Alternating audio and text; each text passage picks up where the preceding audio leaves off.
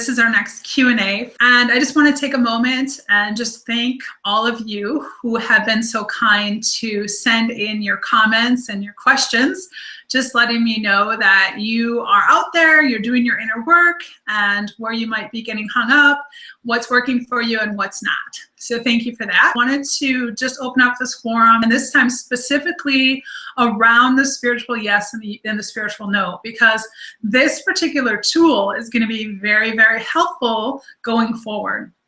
And many of you have been so kind to just keep me posted what's happening with you in terms of some synchronicities, some new signs, things that are starting to open, new shifts, new developments that are happening. And it's because, yeah, we're moving from the material world into the spiritual world, and things are shifting. And so many of you have already gotten glimpses of this, or you wouldn't have been attracted to this course. And some of you are, excuse me, just really diving in perhaps a way that you haven't before. So I wanted to just acknowledge that there are a few of you who have really gone through, let's say, some life changes. And, you know, whether it's a recent death or you've gone through separation or divorce, there's some of you who there's like a big shakeup going on and you're not sure like what is happening. Well, remember when we talked about when you take this pill kind of thing through with the matrix, there's really no going back. You know, your life is going to start to change. Anybody that doesn't match your current vibration or frequency kind of starts to fall away. And so things, let's say, that you tried to cover up, or you tried to keep busy with, or you maybe wanted to kind of stick your head in the sand, let's say, it's all going to start to become more apparent because your vibration is beginning to, let's say, uplift. And when you begin to shift, other people around you have no choice but to shift. So for those of you who are going through major life transitions, just know that when you move, the world around you begins to move. It's much like those beautiful pieces of art or those games where you just kind of, you know, move something and then all of a sudden the pattern just completely changes in a completely new myriad of colors and shapes and forms. And that sometimes is happening depending on where you're at. For those of you who have experienced a death, my condolences. It's really difficult when we have people who are with us one moment in the physical and then they're no longer with us in the physical. It's a really, really difficult transition for the human mind to wrap around. It's my hope that this course is going to help you really understand and acknowledge that you're closer to your loved ones than perhaps you ever understood or imagined. And you're just a few steps away from really allowing that to be your reality, where you can really begin. I know some of you are already connecting with your loved ones in ways that perhaps you haven't before, which is really good. Some of you are beginning to connect with your spirit guides. You're feeling your departed loved ones, your angels, your ascended masters around you. Again, all of us have different beliefs and different verbiage for this. But just know that, again, to kind of depending on where you were in your vibration, you're starting to move, you're starting to make a shift. So that's why you're starting to see some of these changes. Just know that I send you my love and appreciation for coming through this far, because it does take dedication, it takes spiritual practice, and it takes consistency in order for you to begin to move your vibration and your frequency in such a way that you can begin to uplift. All right, so a couple questions that I received, and I'm really kind of just taking these in the order that I felt might be more helpful in terms of logic. I looked at the energy, I looked at the question, and I looked at perhaps some of the intuitive meaning behind each of the information, and I've created this Q&A. And very first thing that came up was, my muscle testing is usually quite reliable, but I would like to get away from it. So if some of you are wondering, you know, is this kind of replacing muscle testing? Is this spiritual, yes or no? Is this something that I can kind of, you know, rely on and I don't have to use it for muscle testing? My answer is maybe. The reason why I answer that is because what I've found is that if you found a form of muscle testing that really, really works for you, and it's very accurate, and it's something that you can depend on and rely on, it's really helpful in the physical. So is this something that I should buy, at the store? Is this the best brand? Is this the best vitamin? Those types of muscle testing can be very helpful.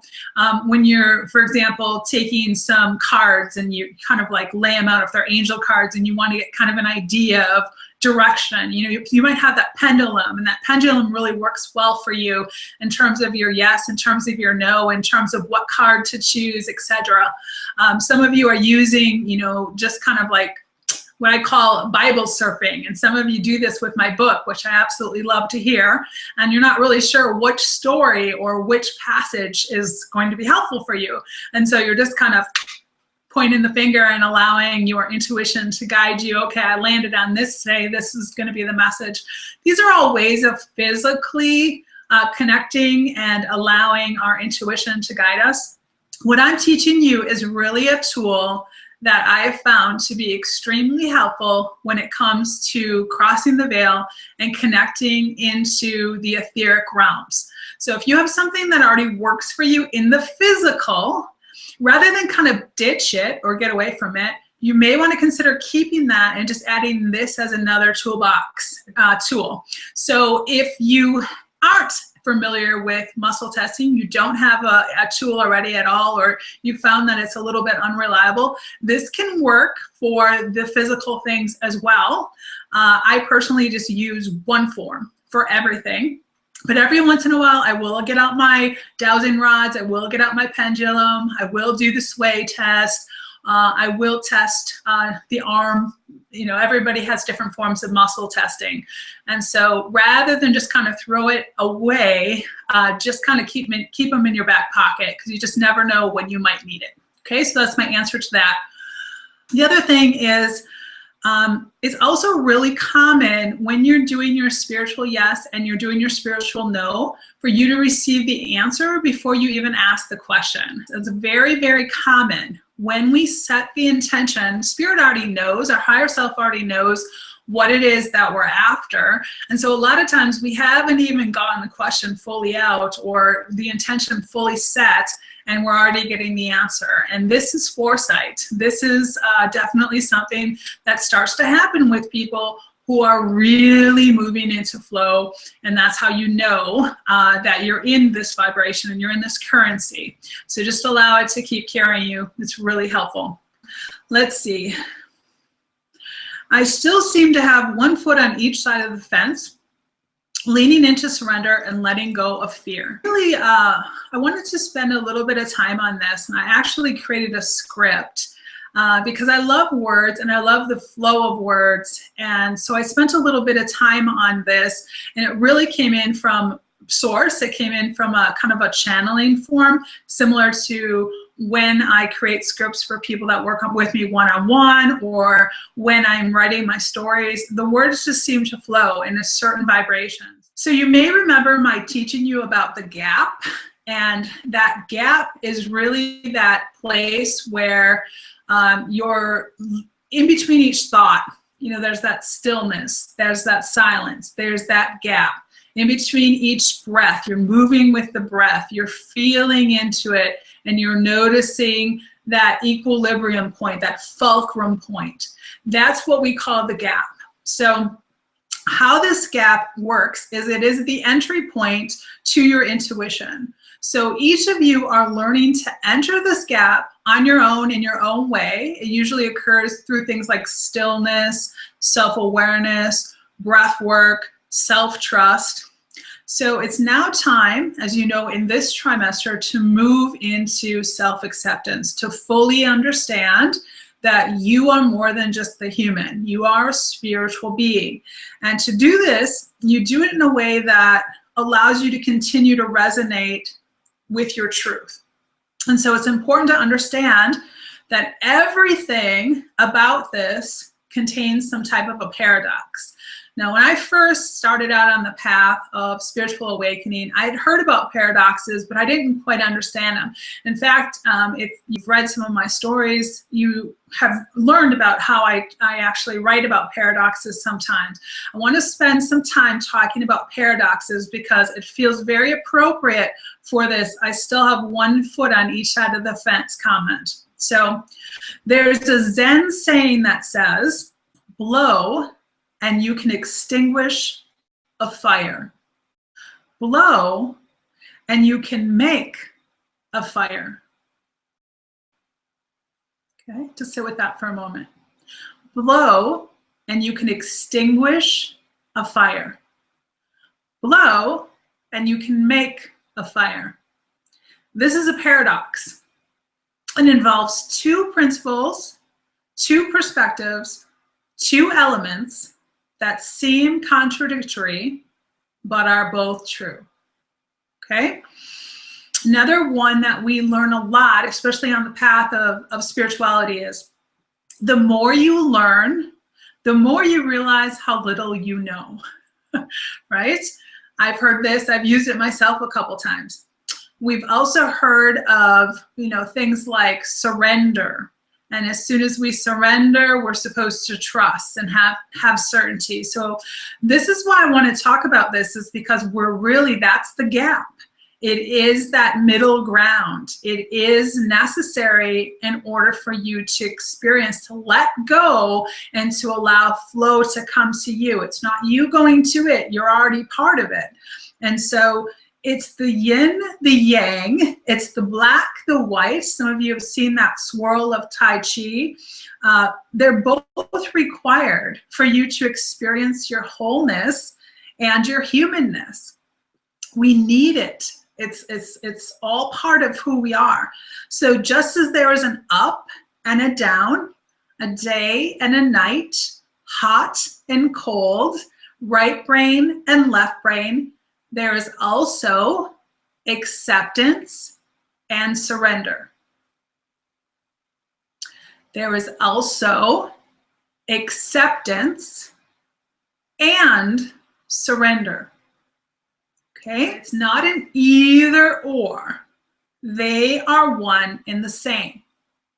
Not competing, not contradictory, but rather complementary. So the word paradox comes from the Greek words para and dokia. Now, para translates as beyond, and doka translates as opinion, thought, or idea. So to resolve a paradox when we get stuck, for example, I'm raised strict Roman Catholic or other religions, and you have this similar belief in your system, or people tried to put it there and you questioned it. God is all loving, yet God is also punishing, right? It's a paradox. How is this possible? Because it's not one, it's not the other, it just is. And we get to choose how it is we perceive it, how it is we receive it, how it is that we step into that gap. When we step into it with fear, we get more of the same. When we step into it with trust and lovingness and surrender, we get more of the same. And so when it comes to crossing the veil, acceptance and surrender are necessary components. They're partnered. And to resolve the paradox, you need to move beyond thought. So I'm talking to your left brain right now, but the reason that I'm having you practice is so that you can gain the experience and the understanding and the knowingness deep within you. Because it's kind of like a riddle. Sometimes we can sit with a riddle and it can just befuddle us, and we're like, it just doesn't get resolved by thinking about it. It gets resolved by simply being and knowing. This is why the spiritual practice has been so essential. It's been so key. And this is why my tagline is enjoy the experience, because it is about the experience. It's important that you fully trust and at the same time remain detached from the outcome of what you think it's supposed to be. When we get a spiritual yes, we're like, oh yeah, it's this, it's this, it's this, it's this. And we get cocky, we get overconfident. So to question is not necessarily a bad thing because it keeps us on track. But to question too much keeps us in distrust and fear, and therefore we won't move forward. So there's a balance. It's like the fulcrum point of a teeter-totter. It's important that you do your best to stay somewhere in the middle. That's the gap. That's how you move through this. So to trust and surrender is then the balance and the centering. Everybody says balance, center, right? This is why. So you connect with your intention. And in this case, it's your spiritual yes or no. Next time around, it's going to be connecting with your main guide or your angel, and then connecting into the afterlife there after that, right? Those are your intentions, while also remembering that you are detached from the outcome. Because if we think our way through it, or we feel so much that we become overwhelmed, it's not going to work. This is why I've prepared you, talked as much as I possibly know how to your logical mind. Now it's about experiencing it and feeling it and discovering the energy. So you connect with your intention while also remembering that you are detached from the outcome. So remember, you are already what you seek. You are already what you seek.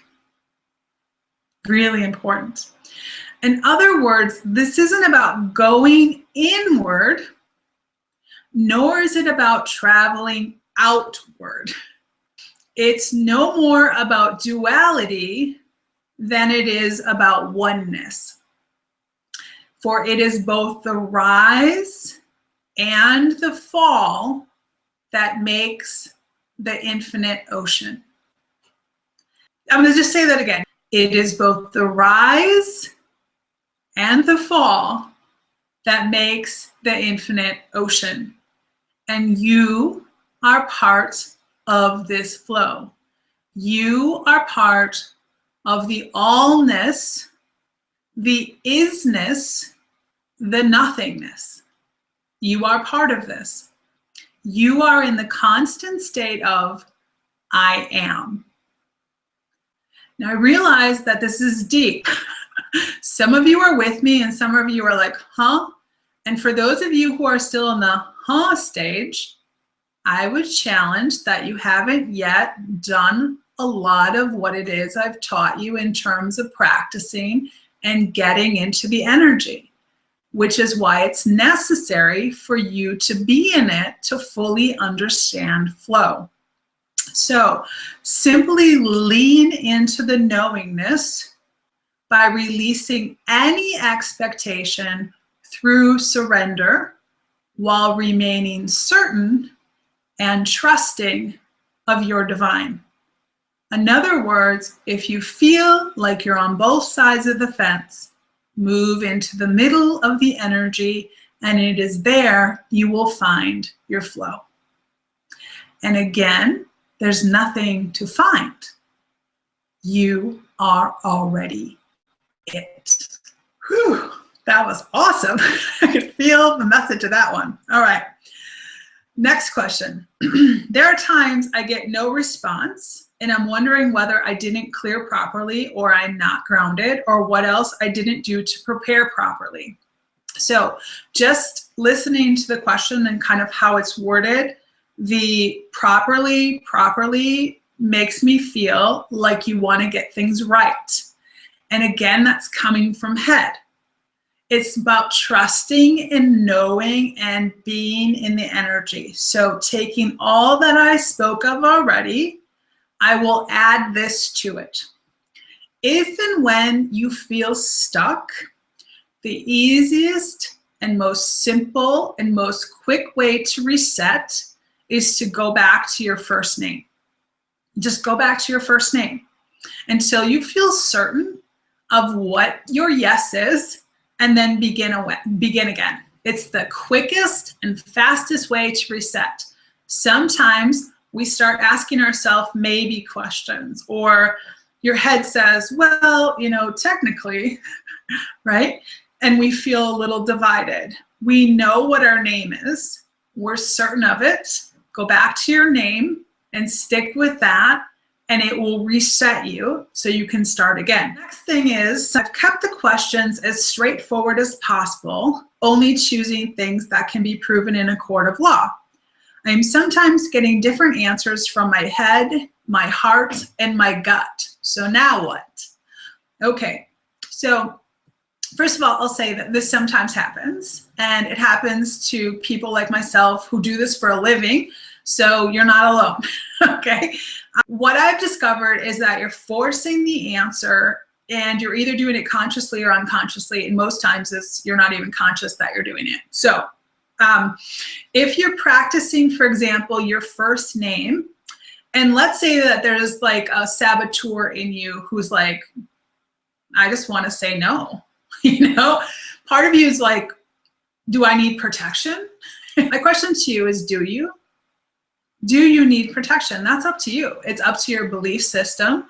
If you feel you need protection, then by all means, take on protection. It's your belief system. If you feel you don't, by all means you don't. There is no truth here other than your own.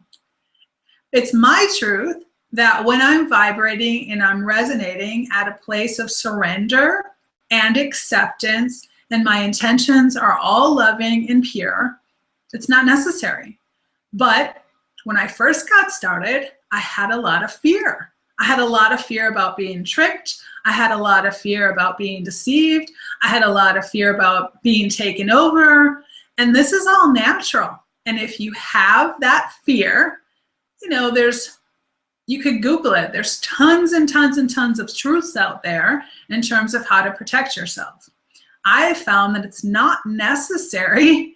However, if it makes you feel better to put a certain rock in your pocket, or to say a certain prayer, or to, you know, spin around 3 times, I say that lovingly, it's really, really up to you. I had to do these things. I had to do these things again and again and again until I felt comfortable, and you may too. Each of us is in a different stage. So that being said, you're getting answers from different parts. You're getting answers from your head, your heart, your belly, your hara. Like, what is going on? Well, you might have this saboteur, which is like shadow side of yourself, even when you're saying your first name. And this sometimes happens just because, you know, we need to just shake it up a bit. And, you know, we just kind of have to, you know, let's say, what do they say? When you have a sheet, you just kind of have to, you know, get out the wrinkles, just shake it up. And so that might be happening in your energy. And that's just how I look at it. And so let's, for hypothetical purposes, say that I am meditating and I'm asking myself to show me a sign, a solid sign for yes, that my first name is Michelle. Let me say, let's just use that hypothetical. Now, my self-talk is really going to be internal, but I'm going to externalize it so that you can follow what's happening. So, show me a solid sign for yes, that my first name is Michelle. No, no, no. Yes, no, yes. Now, if this happens and you get a no, or you get your no, if it's for me, I hear, but if you're getting your vision, or if you're getting a feeling that feels like your no, it starts to close off, or it starts to get dark, or it feels off in some way, what I suggest you do is what I call turn up the volume. Turn it up so loud that the no becomes exaggerated. So in this case, it would be like this. Show me a solid sign for yes, that my first name is Michelle. No, no, yes, no, no, no, no, no, no, no, no, no, no, no, no, no, no. And deep within you, you're going to get your yes. It will come in like, your truth is yes, and the yes will come in. And when it comes in, it's always deeper within you, always, every time. It's always low in your vessel. It's low and deep. It resonates as your truth. We're at a point now where you're beginning to recognize your spiritual yes and your spiritual no, and you're beginning to trust it. You're beginning to do it in such a way where you don't have to compartmentalize all three. This is the yes in my head. This is the yes in my heart. This is the yes in my belly. If you're not there yet, spend the next week getting it, so that it just comes naturally to you. Because we don't want to spend all these steps. It's kind of like when you first learn how to drive a car. It's like, okay, I have to first put the key in the ignition, check my mirrors, right? Eventually it just all flows and it all works. And this is the same thing. Your spiritual yes will come natural to you. It will come quick. It will resonate. You understand what it is. You trust it. You surrender to it. You release and detach from any expectation of the outcome. So when this happens, it's going to deeply resonate with you. Depending on where you are in your spiritual practice and in life, because as I said, some of you, your world's really been rocked lately, is really going to depend on the answer to this last question.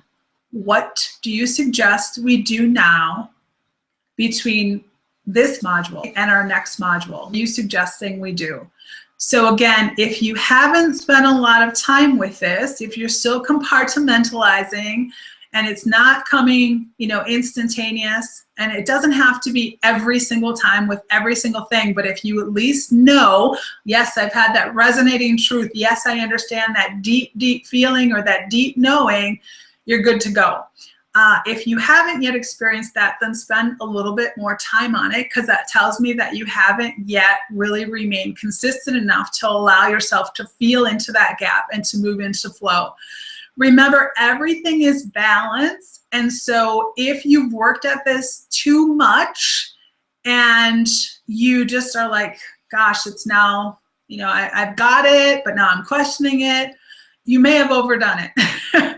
Release it. Let it go for a while and then come back to it, because you can do this a little too much and we don't want to drive it home because it becomes a task. Then we're really going into it with too much left brain, too much male energy. We want it to flow. The masculine and the feminine, the yin and the yang have to be nice and balanced. Very important. Now, I had a couple questions around this that I want to just talk about briefly before we wrap it up. First of all, there was a question again about Reiki and how am I different and who was I trained under and all of these things. First of all, Reiki is a tool. It's another tool, and it was a way of healing. It was a Japanese art form. I'm a Reiki master teacher. However, I was trained by a 20-year practitioner of Reiki master teachings who taught me very similar to the way I'm teaching you.